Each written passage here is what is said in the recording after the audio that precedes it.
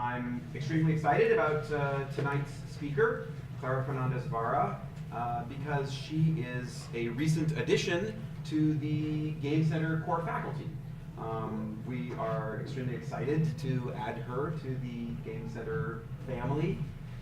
Before she joined us, she was at MIT, as part of the Gambit game lab there, and doing all kinds of other interesting work. She has a background in humanities and literature, and one of the reasons that we are so excited to have her at the Game Center, first of all, she's an amazing scholar and a great teacher, and a great person to have around. But also, I think it's her background in narrative and in storytelling, her passion for these aspects of games that makes her such a great addition to the team. Something that we are interested in and we understand the importance of, and it's a focus of, it's one focus of the things we do at the Game Center. But I think until Clara joined us, we really didn't have anyone for whom this was their central focus. This was their main passion and the thing that they were most interested in, issues of narrative and storytelling and how that intersected with interactivity and with gameplay and game design, things like world building. This is Clara's life and what she devotes all of her time and energy to. So it makes her an extremely valuable addition. She's also one of the rare and valuable types of scholars who's really interested in deep, serious research where it intersects with design and the application of research to innovative game design, creating and discovering new kinds of gameplay. So that is another reason that we love her. And she also is an author with a book coming out, Introduction to Game Analysis, which I believe will be available in a month, perhaps? Closer to June. Okay. Yes, so keep your eyes out for Introduction to Game Analysis, but with no further ado, allow me to introduce Clara Fernandez-Vara.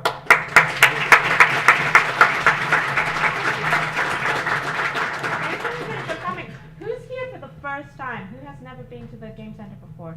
Okay, we have a few hands. Okay, welcome. Well, this is us. Welcome to our space. So yeah, as Frank said, right as introduction, my background is in literature. I studied Shakespeare for many years and film. And then one day I decided that games were also very interesting, and I brought all the background that I had into studying games. And what I'm going to be talking about today is kind of a lot of the things that I'm talking about, both as a scholar but also as a game developer. Issues that have been kind of like bouncing around and trying to clarify. And one of my main topics is really figuring out what world building means in the context of video games.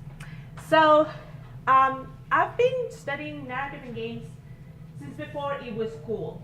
And it was not cool. Around 10 years ago, there was this controversy about whether we could study specifically video games as narratives, because some people thought that it was kind of appropriating, literature studies, for example, appropriating games, or film studies kind of encroaching and erasing what was different about games.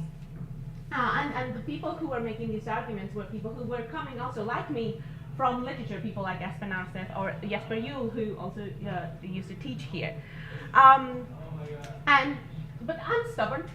I knew it wasn't cool, but I didn't care because I thought that there was a lot of potential, that there are parts of games that have to do with narrative, is what drove me to study games. But also, there's a lot of challenges, and those are the challenges that I'm really interested in. So the thing is that I don't want to argue that whenever we play a game, we are experiencing a story. I think that when we make the argument of all of our experience we can get across as a story, is kind of not really making justice to the practice of both studying and making games. But also because if everything that we experience is a story, then everything is a story and there's no differentiation. So what I want to start with is really figuring out, when we are talking about narrative in games, what is it that we mean? And one of the first things that I've realized, one of the problems that people have with studying narrative and the clash between game design and narratives is that there are a couple of essential misunderstandings about what narrative is in general, outside of games. So we're talking about film or theater or comics, and I'm going to give examples from non-games for a while, just to show what kind of misunderstandings I'm talking about. Excuse me for a second. So two of the things that really get me, and my background is also in semiotics, I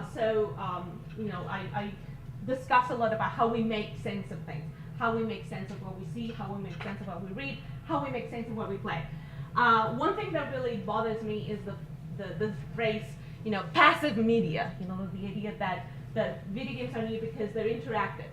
And also, one of the obsessions that, being a game writer too, at times it's kind of hard when people are really obsessed with plot and having to have a plot structure as something that is sacred. That's something that, again, is a myth and I think is misguided, to put it mildly. So what about the passive? The idea of passive media, that we just watch something and it just washes over us and we just get it and we don't do anything because we understand everything. And I think I don't think that this is very productive, because actually we are actively making sense of what we see, of what we read all the time. It's just that we've got used to making sense of it, and it's become transparent. So for example, for those of you who might know a second language, you know how hard and how much of an effort we have to make in order to understand somebody speaking in a second language. Right now, I'm speaking in a second language. My first language is Spanish. That, for me, encoding the information, and now I'm more used to English. I've been living in the US for 11 years. But when you first move to a foreign country, even when you're fluent, it can be very challenging. Your brain gets tired when you're trying to decode things. So we're actively making sense of what the narratives that we have in our everyday life. We're actively making sense of them. It's not something that we just, we're not a container. We're not like getting filled with the narrative.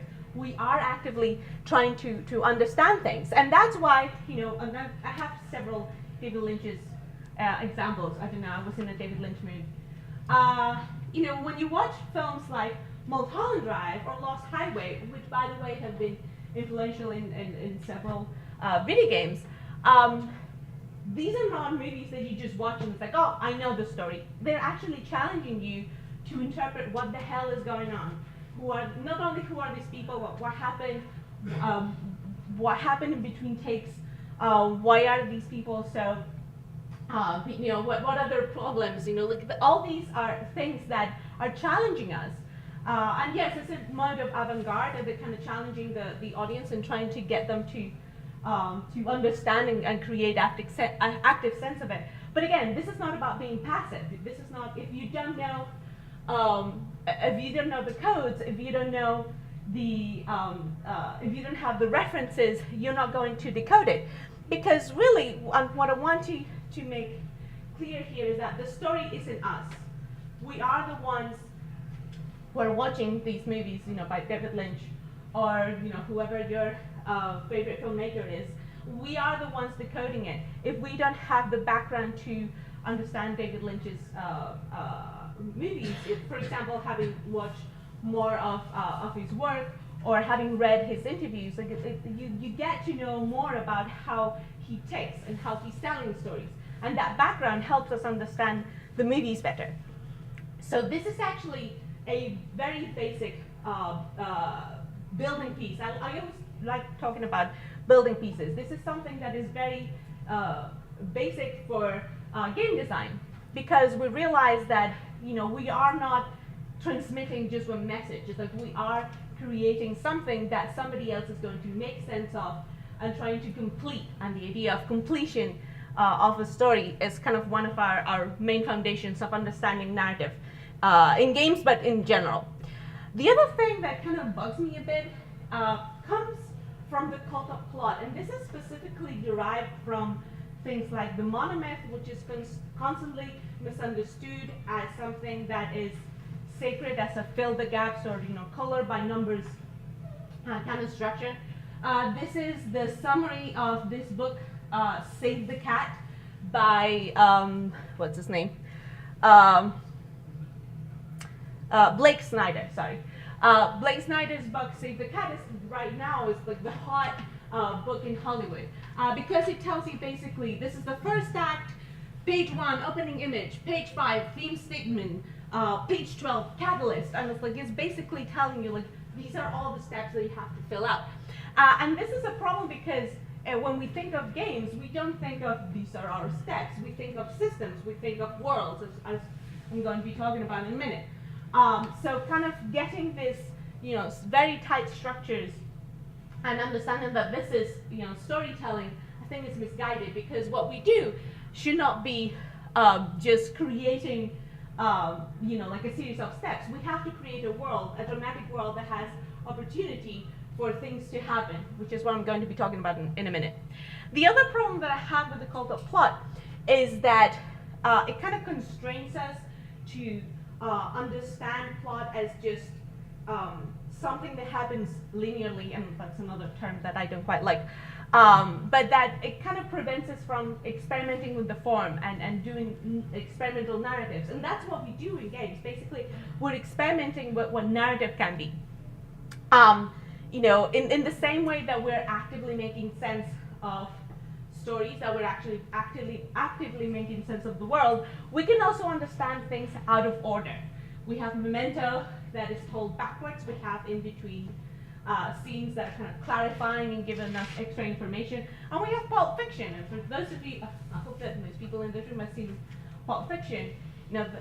People understood that John Travolta died in one episode and then was back in the last one because it was told out of order. We can make sense. We can piece together the narrative. In a way, we can understand stories as a set of puzzles that we are piecing together and rearranging, and that's all on us.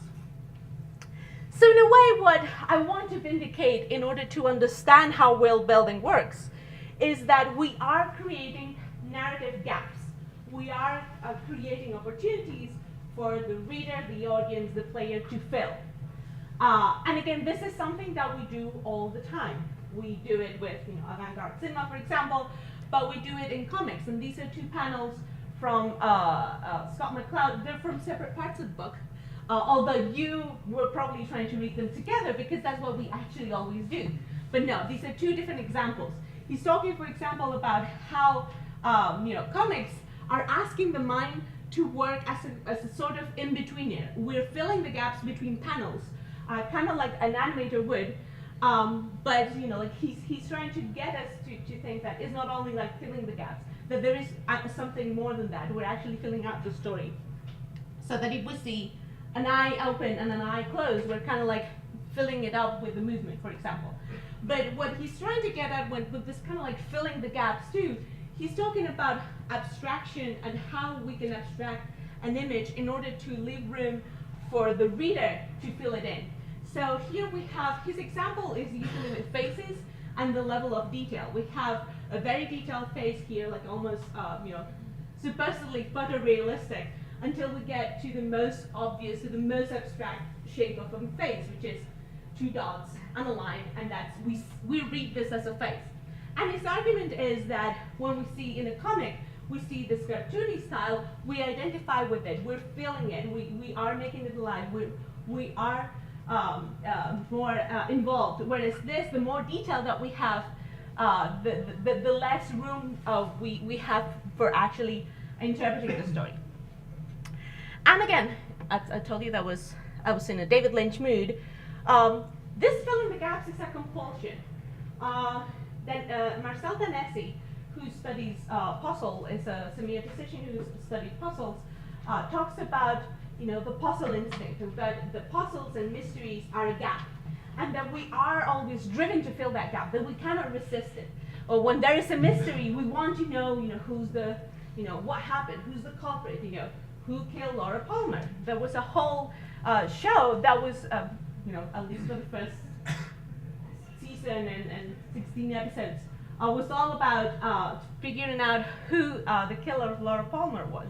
And again, and this is an interesting contrast, it's again David Lynch, but this was hugely popular, this is a very David Lynch story, and yet it was very popular. Also, it was kind of presented as a soap opera, and because there were these codes of soap operas, people were already kind of filling the gaps. They're like, oh, this is like something else I've seen, and they had not really taken into account the weirdness of, the red room, the dwarfs and the dreams, and all these other things that David Lynch brought to the story that we have seen in his other movies, but for people this was kind of like new and enticing. So the idea here is that this is something that we do. Some of us have a real compulsion to fill the gaps. Other people are a bit less, they're less driven to know what happens. But there's always the kind of hook of, what is happening, what is going on. And again, there are some people that kind of really help, but want to fill those gaps, find the puzzle piece, make things fit, make things work out. And the way that I want to summarize this, the idea of using gaps and the technique of using gaps and what I'm trying to talk about here, is that when we're talking about stories in games, we are so obsessed with how other media do it and not finding what games do themselves. And for the moment, what I think that is the potential for narrative in games is that we should not be thinking about storytelling as one source, and we are through our game telling a message, and the receptor is just getting it. But this is about story building. We are providing pieces of a narrative. We are providing pieces of a world to a player, and it's up to the player to put them together. And at times, the way that they will put together the narrative might not be the one that us as writers, designers intended, but that's okay. That is the glory of it.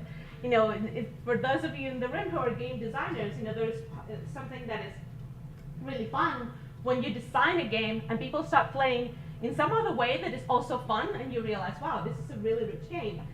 We can have the same feeling as narrative designers, which is what I'm going to be talking about now in the rest of the talk. Just give me a second.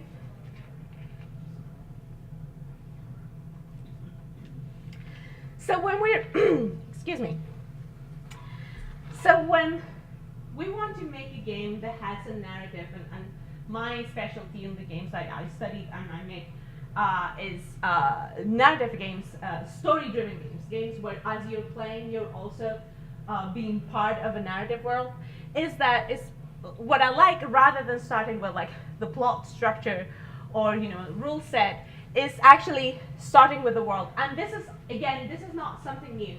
This is something that, for example, television does all the time. We start with a story bible that tells us what the premise of the show is, who the characters are, what are the main locations. This is part of the pitch document that David Lynch prepared when he pitched Twin Peaks. And again, the first thing that he wanted to visualize was actually the map of Twin Peaks. It was this space. It was this is where we start. We are creating a world that has opportunity for drama. In TV shows, this makes sense because we have to have a space where we have to continuously bring up stories. And video games, in that sense, should not be that much different. I'm just trying to connect these two things that you might already know, because even David Lynch is thinking about his stories in terms of world building. He says, all my movies are about strange worlds that you can't go into unless you build them and film them. That's what's so important about film to me. It's just like going to strange worlds. For him, the idea of going into strange worlds, and he is in the position where he can shoot movies, and in order to have the excuse to tell these stories, he can build these strange worlds. For us game designers, we can build our own strange worlds that people can come into and participate and play in. And this kind of, what I'm trying to bring together here is the practice of both game design and narrative.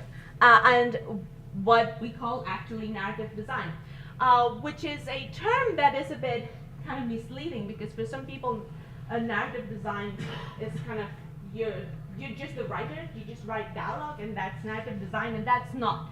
Narrative design requires being a game designer and a storyteller, and understanding how both things work and how they overlap. And this is what is new, and this is what is challenging. And this is a new discipline that, like I think that I'm one of the few people that are trying to teach classes on how this happens, and I'm teaching them as I'm figuring things out myself. Why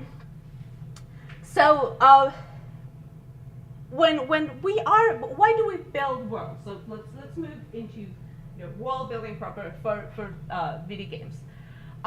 When we are building a world, is the fictional world is the requirement for a story to happen. If we have like a blank slate, if we don't have a world that has been there before us, we kind of have a story. We have to have a space. We have to have people there. We have to have people who relate to each other, people that make things happen. But also we need a space where there is a story. There's a history rather of things that have happened. We have a system of economy. We have a system of culture. And basically, from having that is where we start. This is our canvas. Where are we? What is going on here? And from that, one of the first things that we think of as game designers is realizing that worlds have rules. And worlds have rules again. This is before games. It just so happens that it's really handy that fictional worlds, already have rules. So for example, we have here, I'm contrasting Blade Runner and Harry Potter. In Blade Runner, we have flying cars. We have a technology that's been going on for a while. We have these umbrellas that lit up. But also there is a technology that allows creating robots that are almost indistinguishable from humans, and that we need to create this test in order to check if they are if they're robots or they're human. So when we are looking into these worlds, it's like, okay, this is a science fiction world. What are the technologies? How does the law work? We have the replicants are forbidden from coming into the planet. Whereas in Harry Potter, we have magic. We don't have flying cars, but we have flying brooms, and people move by using magic dust, for example. And these are rules. These are things that make our world tick. Again, looking at the economic systems of a world, looking at the social systems and how the people relate to each other. All these are rules. So my method and where I start when I start making a game is actually looking at the rules of the world and the potential actions that we have there. There are other people who start first with the system, and that they kind of put on the narrative as a veneer. And that's one way of doing it. That's one approach. My approach is kind of extracting the core of the world and the core gameplay from the fictional world itself as a way to make both gameplay and narrative overlap. And the thing is, like, world building as such is not something that is new. We've been doing this for centuries, if not millennia. For example, Umberto Eco talks about legendary lands. Like we've been building worlds in which people believed in. We have Atlantis here, we have Utopia as places that felt real to people, but they were mythical. That we don't know if they existed or not. And that is a practice that has been going on for many, many years. Like the yearning to go to other places, the yearning to go to other worlds has always been there. Now with specifically digital games, tabletop games can also do that. We have games of make-believe, but I'm focusing more on digital games because they're a bit more challenging. So yeah, like this is not something new. We've been inventing worlds for many, many, many, many, many centuries. And the key of these worlds is, again, these are worlds that are alive, they're inhabited. If we have a world that is just a space, it's a pretty looking architectural model, but is not a world. We have people that make things happen. Like we can have worlds where things happen. We can have natural disasters, for example. We can have a belief of gods and how gods are manipulating people. Like the Olympus, the gods in the Olympus were kind of puppeteering humans at will. The key of building a world in general, but specifically for games, I'm kind of like moving into games bit by bit, is that it really needs to feel lived in. That there is a history, that we are somewhere, that people have been there, and that it's kind of inviting us to be part of it as well, become an inhabitant. And what we do, because this is a system, is to experiment and try to figure out how this world works by exploring it. By necessity, fictional worlds are incomplete, and you'll understand why I brought this in a second. Worlds can have gaps. We cannot think of absolutely every little detail of the world. So for example, in case, I don't know if we have any Tolkien buffs in the room, but does anybody know the name of the currency of Middle-earth? No? There is like one footnote, I don't even remember what the name is. Because it's not something that the world is about. It's not about, we know that they do have economic transactions, there's bartering too, but they didn't really talk about what that name is. We don't know what the currency is, we don't know what their economy is like, but we know it exists. The Tolkien has given us the impression that that is already there. And part of it is it comes from his extensive details that makes us believe that there is more to that. But there were parts of the world that he didn't really care about. He built a world so that he could invent languages for it because he was a linguist and a philologist. But that's a detail that he didn't think about that much. And at times when there is a gap, it's more evocative to just leave it open. And this is why I have Star Wars Episode 1.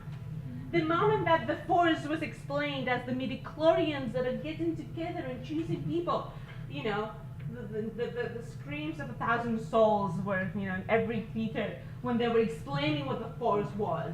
Like, why did you explain that? And then they realized that was a boo-boo and they forgot about it in the other movies. But basically, it's like the idea of the gap, again, as something that is stimulating, as something that we want to kind of imagine. There are people who write their own stories. That is something that we can play with in game design. And now we're moving more and more into games. We can make worlds for any game. Like again, I work in story-driven games, but we have racing games or fighting games that imply that there is a bigger world. And again, we're kind of like filling the gaps and feeling that there is something more. Like with I love the backgrounds of the Street Fighter series, especially like Street Fighter 4. It kind of gives me the sense that I'm fighting somewhere.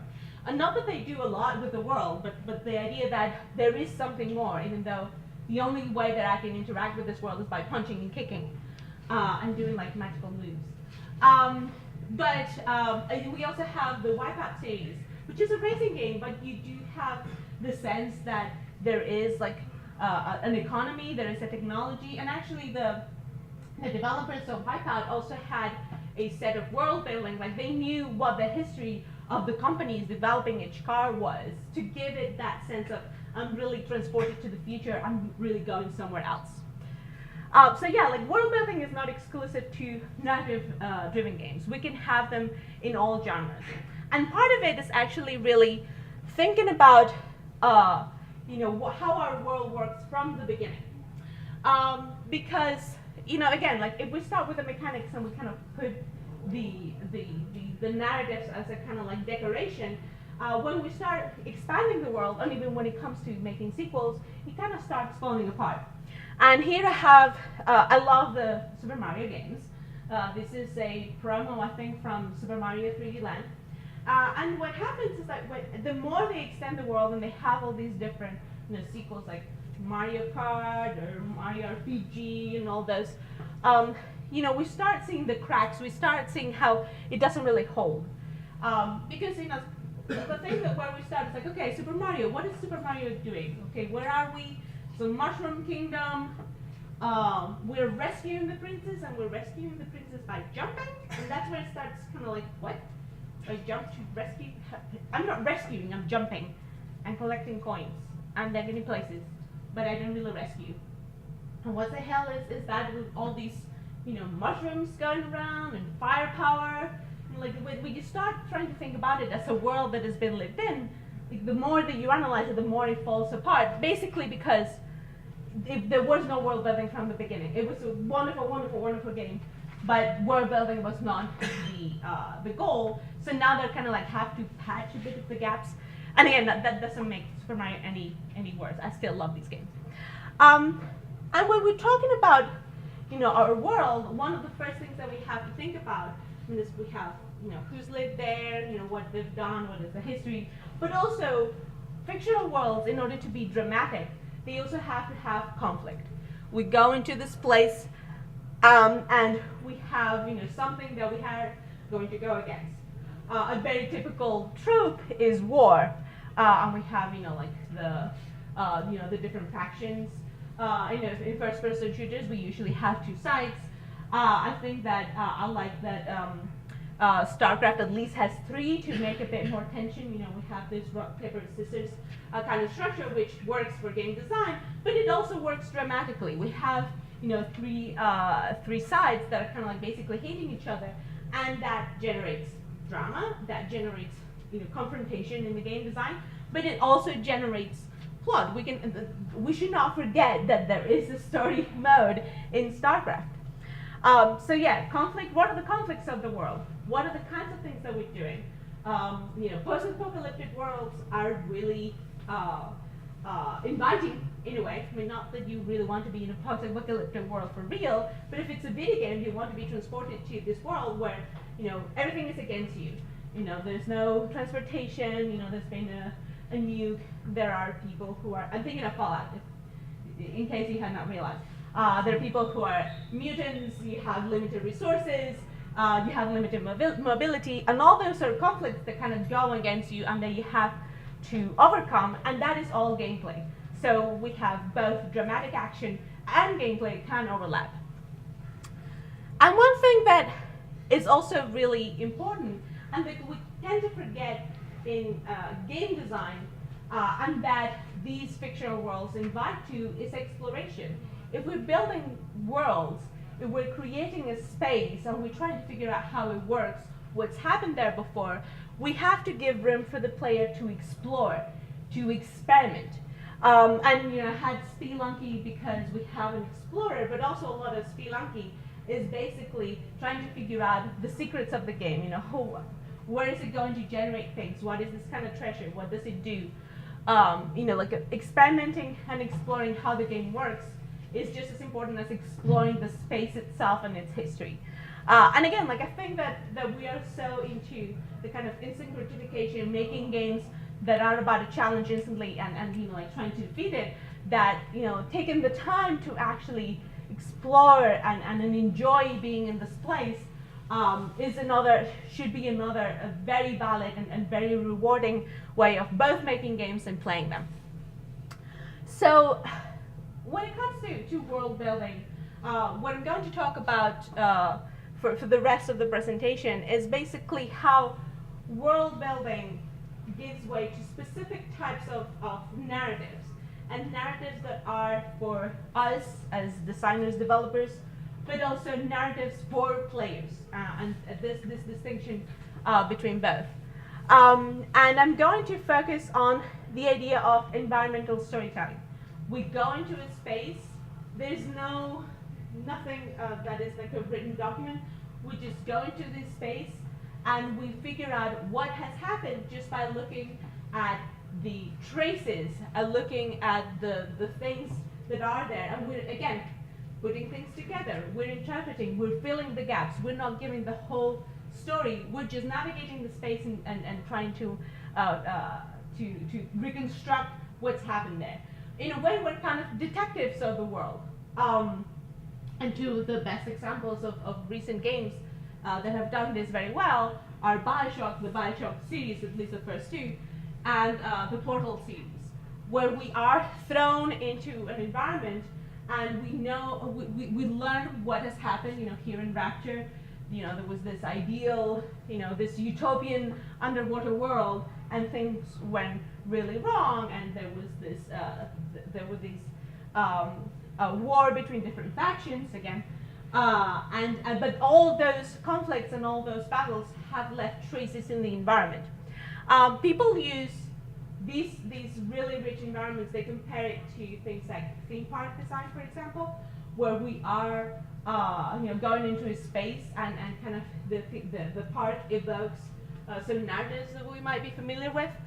And in game development, specifically like big, expensive games, people think of using their environment to tell stories as a way to save money from cutscenes, things that are more filmic because they're more expensive to produce, they're more elaborate, blah, blah, blah.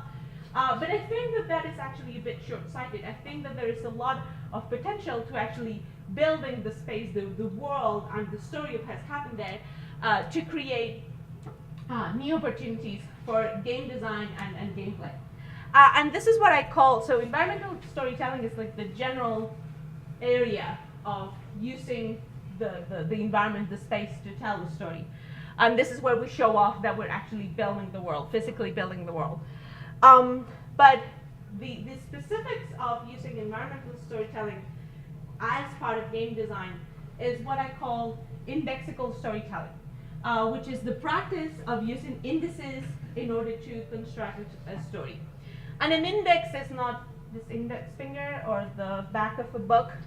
I'm referring to index in the sense that Charles Peirce, who was a philosopher, defined this type of sign. It's a sign that communicates its meaning through physical proximity. So we have things like signposts, for example, that tells us the direction of a city, and the meaning of where the city is the direction, like the sign itself is oriented to where the city is. But other people refine Peirce's definition and also found all those other things that could also be understood as indexes. So for example, when you see smoke in a forest, this means that there is a fire. We don't see the fire directly, but we know that something is burning. Doctors are reading indexes all the time, indexes in the form of symptoms. They might not see what the disease is, but they can tell that if we have a cough and we have a fever, we might have something different than if we have a rash, or we are like really tired, or we have a stomach ache. Those are going to be different diseases, and it's all because there are like different symptoms. And again, reading indexes and interpreting indexes, we can turn into gameplay. We can turn into little games. And I'm going to show you that by showing you this. So what is this? Can you see well with these images? Can you tell what the story of this is? Speak out. It's interactive. This is the interactive part. Speak out. The bird that came and tried to escape. Okay, so it's like the bird tried to escape. Escape because it was being hunted by a predator of some sort. Okay, so we have like the bird escaping. Yes, so we have another one? The bird was the predator, actually. Okay. Yeah. So the bird's a predator, and what's this? Bunny rabbit. It's a bunny. It's a bunny. Yes. Bird landed and turned into a bunny rabbit. Okay. So I mean, there is one. The reading of this, what actually happened, and we know this because this is a series of photos, is that yes, there was a rabbit and there was a hawk and picked it up from the ground, and then there was all the photos of like the bits of fur and blood, and there was like kind of like a complete picture. But you've been trying to figure out, like is a bunny rabbit and transforms into a bird, and vice versa. It's like this is where it gets fun. This is where it gets stimulating. This is where we invest in what we're seeing, and this is all through. We've seen this whole story just with one image. We've filled the gaps right there. What about this one? What's the story here? Yeah, so what a balloon fight. We don't see the balloons, we see the bits here. We don't even see people fighting. But we know that if we have colored bits that look like the bit of a balloon, outside of a tab, there is, somebody has been filling quite a few balloons in this tab. And again, we filled the gap. We know that there's something that has happened there. We are investing in this. We are trying to figure out what's happened. So I'm basically teasing you, like this is something that, again, we do every day, and we can turn into actually gameplay. So I'm going to give you a series of examples from different games that show how indexable storytelling is already at work. And what we have to think about is how building worlds and building richer worlds or more consistent worlds is going to help us create new types of gameplay and new types of game design.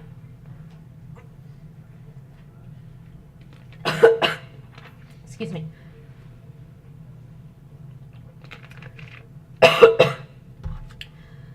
So the first one is being detectives.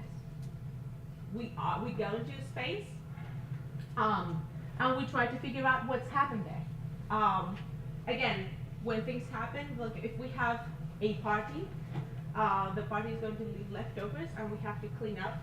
Just imagine, the teenagers, their parents are outside, they're out of town for the weekend, and they have a party, and they have to clean all the leftovers of the party. But you can be a bit of a detective, and you're trying to figure out, how many people came, what is it that they drank and all that. That can be part of gameplay. And games have done this too. We have, for example, Myst. It's a kind of detective game, even though it's not fictionally, it's not directly tied to things like noir cinema, like Alley Noir, Sherlock Holmes. But effectively, that is what we're doing. We're literally dropped into the island of Myst, and we don't know where we are. We don't know what we're doing there, and our role remains most of the time is a cipher. We don't really know. It doesn't matter who we are, because what matters here is figuring out who's lived here, who's built all these buildings, who's created all these ages, and that is something that we figure out by reading books, but also by seeing the artifacts that these people have constructed, by figuring out what the story is and who they are by the things they own. We have two brothers. We have one brother that is very greedy and likes power, and we see that he hoards, treasure chests and gold and luxury items, whereas the other is a bit sadistic and has torture devices and weapons. And we can tell who these people are just by the objects that they own. So a lot of what we do in Myst is, we're exploring, we're fiddling around, but we're also being detectives of what the world of Myst is. And this was so compelling that we have novels to each other. They can say, here we can. There's one player that leaves this mark and says, "There's valuable treasure ahead." That can be true. And then if it's true, the players, can vote you up and say that, yes, this is good. But you can also mislead people and tell, oh, there's valuable treasure, but there's really, when you go around the corner, there's this really scary armor that is going to just destroy you, because that's what happens in this game. When you do the wrong move, you're just done. But again, the idea of you're leaving little stories for other players, we're leaving pointers, you're leaving indexes for other players. As a way to create that story, the sense of that world having been lived in, having been operated in. We have the opposite of leaving traces in stealth games, for example. Stealth games are games where the main mechanic is sneaking into places undetected. But it just so happens, this is Metal Gear Solid 2, the HD preview version. What happens in that is that in stealth games, the world is built so that it's very easy to leave traces. So if, for example, we have here Snake and he attacked this soldier, and the soldier, falls, and you leave the soldier there, when another soldier comes, he realizes, oh crap, there's somebody here, and they start looking for you because you left a trace. If you make noises, for example, if you're making noise, the guards are going to hear you, and they're going to try to chase you. They know that there's somebody there. So the gameplay actually becomes erasing your traces, erasing your presence from the game. But the things like traces, there is a lot of potential to that, because it kind of offers us the opportunity to kind of see what we've done, see how we've changed the world. And these are actually two independent games. They're by the same developer, Tiger Style. This is Spider, The Secret of Bryce Manor, and this is Wake in Mars. And they're both about even though they're about completely different topics, they are both about how the player is basically leaving a trace in the space. So here in Spider, you are a spider, and you're trying to get from A to B, and you have to eat insects in order to be able to produce your webs, your spider webs. And the beauty of it is that as you go, this environment has a story. We're in somebody's house. We can tell who lived there and what the relationship was, what happened to the family there. And when you, even though you're a little spider jumping from A to B, when you get to B, what the game does is kind of track back, and you see the traces that you've left as a spider. It's like you come into this clean house, and then suddenly it's like, whoops, like, oh, I'm the spider. This is what happens to a house when nobody's been there for a long time. We are actually leaving that trace. Waking Mars is a kind of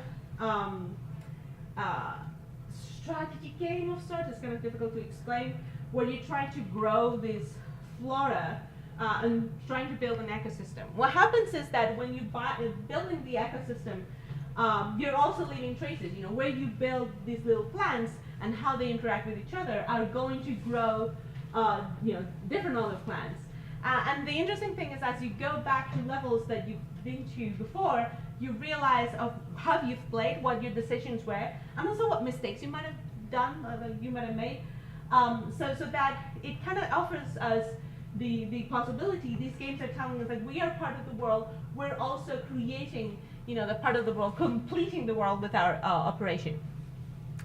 And this is something, if I'm working on a project that I cannot talk about, so I'm going to talk about an older game. But a lot of what I'm talking about is stuff that I'm actually doing in practice. The idea of using world building, of creating worlds that have depth, that have consistency, as part of gameplay, as an opportunity for players, is something that you can do with a lot of genres. And this is the Last Symphony. It's a game that I worked on a couple of years ago. And in this game, this is a hidden object game. Hidden object games are games where you have a screen and you just have to find stuff. And what usually happens in hidden object games, more often than not, is that the developers just Photoshop the hell out of the screen, and at times they just throw things without rhyme or reason. Whereas what I was trying to do here is first building a world, building a space. This is the house of a music composer, and all the objects that are on the screen are there for a reason. They're telling the story of these people. This is a space that's been lived in. And when we're going there, we are curators working on an exhibit on that composer. We are trying to piece out what the story is. We had a set of mechanics to reconstruct that story that hasn't really quite worked. But the goal of building a world, even if it's something that is supposed to be, this is a casual game, this is something that is supposed to be lighter. We don't have to build this for AAA games. And the previous two examples, and this, what I'm trying to get at here is that world building is important no matter how big or small your game is. So, and this is the last slide. Players, we are dying to build worlds. This is a really cool job when you think of I'm just building worlds for people to come in, to invite people to inhabit them. Minecraft, it's all about world building, and it's not world building just from us, just from the selfish point of view of a game designer. This is a world that is designed for players to build their own worlds. So when it comes to thinking about stories in games, the idea of thinking of linear plots or a plot structure is not going to get us anywhere. But when we think about worlds, we can think much bigger. We can think in an expansive way. We can create worlds that are more consistent, that are attractive to players. And basically, what we have to leave behind is some of these false preconceptions about narrative. Thinking more about how by building games, by building a world, we can create a game that is also helping us understand it as a story. So it's just stop thinking about React structure, stop thinking about TV tropes, but think more about world creators, both as game designers and also as game players. And that's it. Thanks for listening.